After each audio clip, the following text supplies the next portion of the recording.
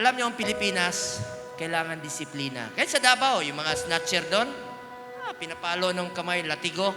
Minsan, talsik yung kuko. Alam niyo ang Pilipinas, kailangan talaga ng leader na hawakan mo talaga, disiplinahin mo. Kung wala, maraming loko-loko. Kawawa ang Pilipino. At alam ko po sa pamamagitan po din ng ating Bongo, isa po siya sa magiging katuwang po ng ating administrasyon. At kaya kailangan po talaga maipupo natin ang ating susunod na senador, si Bongo po. Suportahan po natin ang kanyang kandidatura.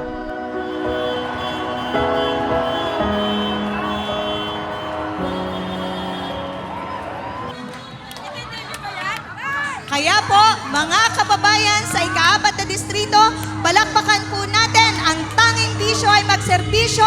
Number 34 sa balota, ang susuportahan po natin, Senator Bongo! Hindi po ako nangangako sa inyo na kaya kong gawin po ang lahat. Antayin niyo na lang po ang resulta ng serbisyong Tatak Duterte sa abot po ng aking makakaya. Sa narinig ko po kanina na siya po ay naging bisita po ng bayan ng Gumaka, sobra po akong nananalig sa kanyang mga binitawang salita na talagang ang kanyang serbisyo pong bibigay sa bayan at sa buong bansa po ay talagang serbisyong natural at talaga po ipaglalaban niya po ang mga kapakanan lalo na po ng ating mga kababayan po dito. Sa special mention po ang aming bayan ng Quezon Province.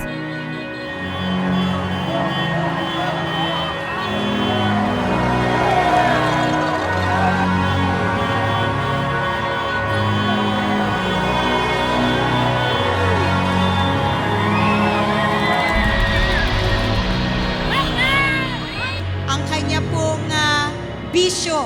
Anong bisyo niya? Ang bisyo ko ay magserbisyo. Di ba?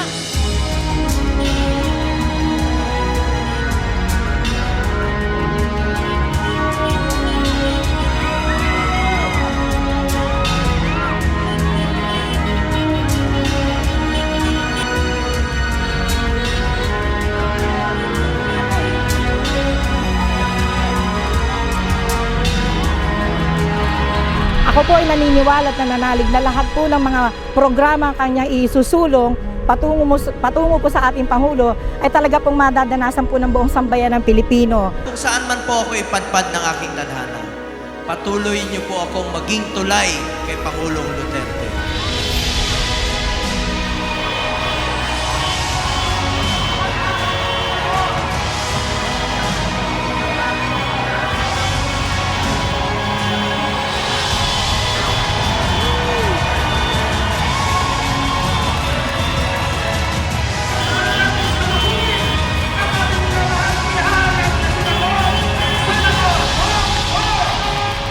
Wala kaming ibang hangarin ni Pangulong Duterte kung hindi kabutihan ng bawat Pilipino dahil mahal po namin kayo. Maraming salamat po sa inyo lahat.